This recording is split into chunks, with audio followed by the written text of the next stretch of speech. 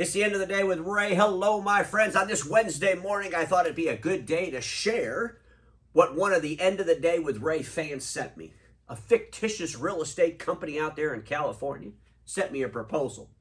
Gentleman reaches out and he says, hey, there's a piece of property out here in California I believe your industry would love to have their venues at. Maybe you should buy this property end of the day with Ray, and then you could have gatherings for the people in your industry.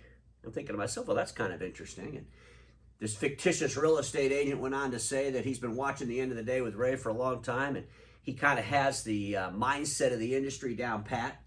And he put together a proposal on this piece of property out there in California. Folks, this real estate agent who's fictitious actually mapped out the whole property grounds of kind of how we could use this as a venue for my friends in the document imaging channel, those friends of mine that sell supply and service print equipment. So without any further ado, I'm going to jump on the Sharp Interactive board because I think this person put a whole lot of work into this. Keep in mind, this is a fictitious real estate agent that put this together. I didn't have any part of this. But I want to share with you what he put together because it's very, very interesting, and it should make our industry really start thinking about things, especially start thinking about the venues they attend. So here's the proposal. It was from a real estate company called Complacency Real Estate. Their logo, I love their logo, a street sign says same old street, Venues for the status quo. They sell property and venues for commercial real estate for the status quo, meetings. If you're not learning relevance, at least have fun. So ladies and gentlemen, get ready because here's the property. Unbelievable piece of property. It's called the Neverland Ranch. It's out there in California. A place to discuss what will never make you relevant.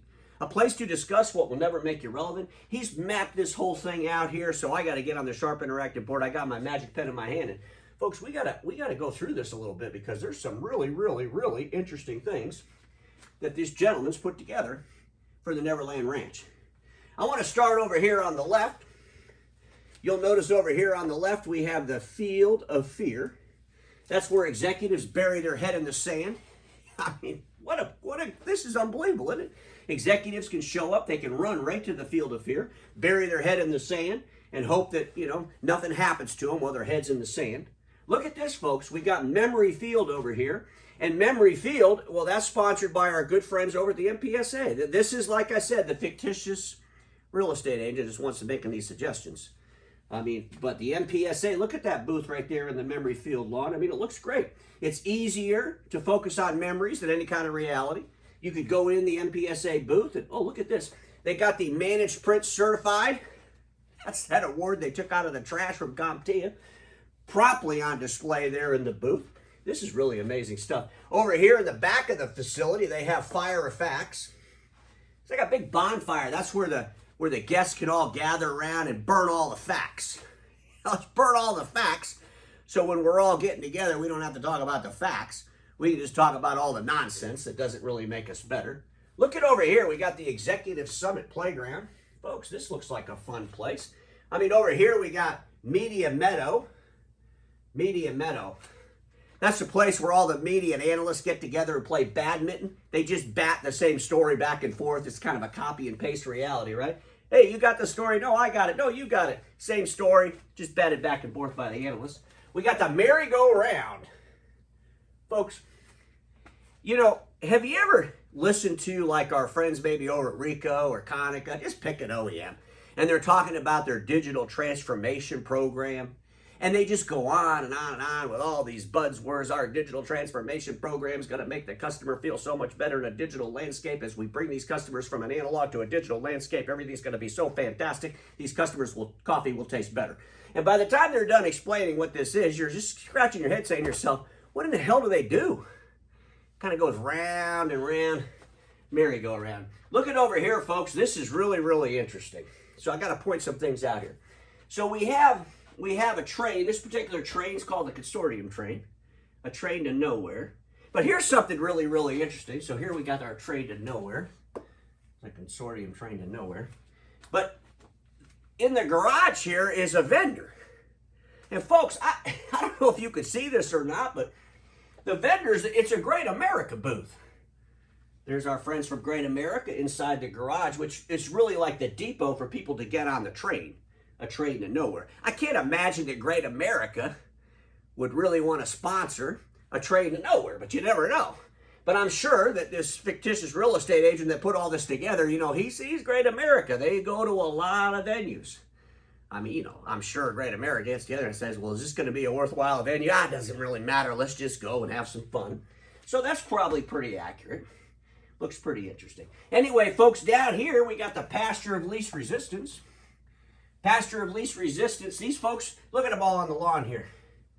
Very comfortable. They're probably talking to each other about why they should never have e-commerce.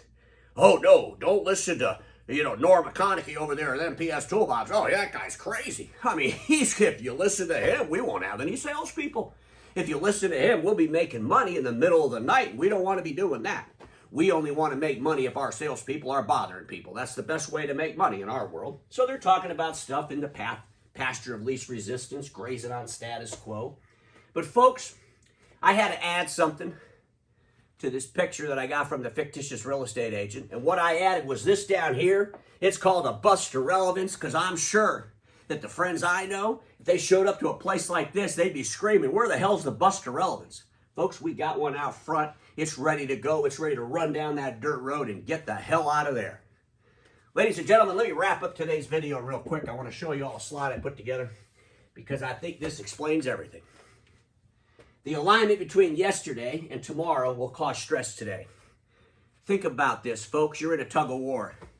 You're in a tug of war. Yesterday and tomorrow in a tug of war. Memory-based management.